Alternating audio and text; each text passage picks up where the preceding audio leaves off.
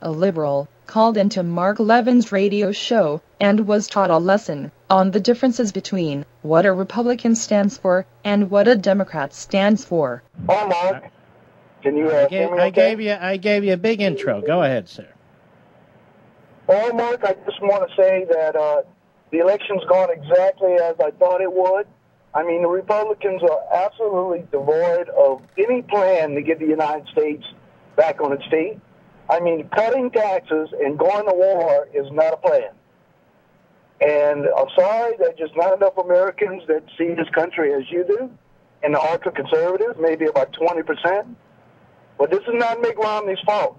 The Republicans have no plan to get this country better for my children and for myself.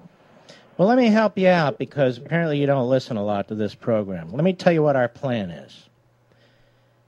Our plan really starts with one word. It's called liberty. Have you ever heard of that word? It's an old word. You may not like it. It's not new. It's not a government program. It doesn't require taxes or anything like that. Do you like being a free man, Stephen? I live in liberty, Mark. All right. That's good. That's number one. Number two, we want to preserve that liberty for you. You get it, Stephen? So the more bureaucrats and politicians are telling you how to live, whether you can see a doctor, what kind of prescription drugs you're able to get, what kind of surgery, all these other things, it diminishes liberty. So we oppose that sort of thing. Are you hearing me, Stephen? I just want to make sure you can hear me. I can hear Number you. two, Stephen, we believe that when somebody works hard and earns a living for him and herself and their family, whether they're millionaires or billionaires or they're people just getting a start in life, graduating from high school or college, saving some money, trying to get a step up, we believe those people deserve to be praised, not attacked. We want to promote success and innovation and production. In other words, good citizenship. We want to preserve that rather than expand the food stamp and welfare and unemployment rolls. You hear me, Stephen? You follow me so far? I'm listening. All right, let me continue. We believe in a document called the Constitution of the United States. We believe in that document because it protects us from authoritarianism and totalitarianism. That is, we don't want a president or, for that matter, Supreme Court justices or, for that matter, a majority in Congress passing a law, issuing an executive order, spitting out an opinion that deny us of our God-given unalienable rights under the Declaration of Independence. Still with me, Stephen? Still following? I'm following your plan. We believe that people who are wise enough and smart enough to choose their leaders are wise enough and smart enough to choose the kind of toilet they can piss in, the kind of light bulb that can light up their house, that they should be able to choose any kind of toaster they want and drive either a muscle car or a mini car or a Prius or a bicycle or no car. You follow me so far, Stephen? Yep, I'm following your plan. All right. We believe a free people will produce more wealth in a nation, and more wealth will be redistributed through voluntary transactions, contracts, even charity, than any other system on the face of the earth. We know this from human experience. We know this from our own experience. You still with me, Stephen? Yes, sir. Now, let me tell you what you and your party and your president and your majority leader in the Senate offer us. You ready for this part? Almost 20% unemployment on a monthly basis. Homes that are devalued and underwater, starting with Jimmy Carter and Clinton through the Community Reinvestment Act.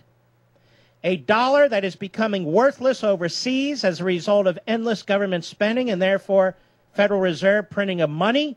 Massive, massive red tape that is going to smother our children and our grandchildren so they can never come up for air. And most of all, what you offer us in the end is tyranny. Have I explained myself well to you? I don't give a damn if you think I have or not. Now get lost. There you have it. There you have it. You know, all we Republicans and conservatives support are tax cuts and war.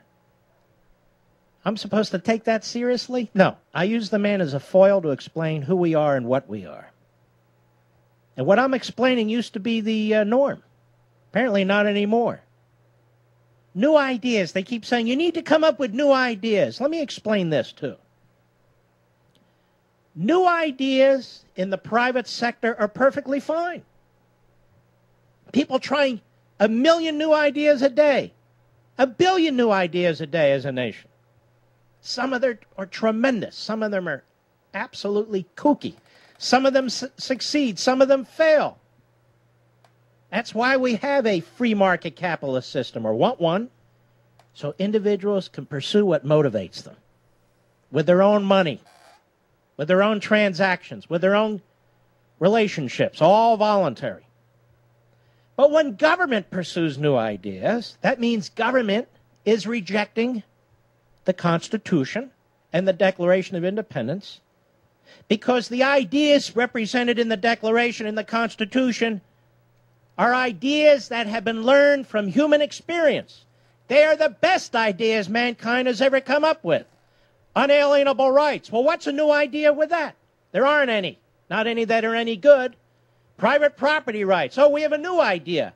The opposite of private property rights. See, the utopian statists and their drone followers believe that the new ideas should come from masterminds. And yet their new ideas are old ideas. They're bad old ideas that have been demonstrated through history and mankind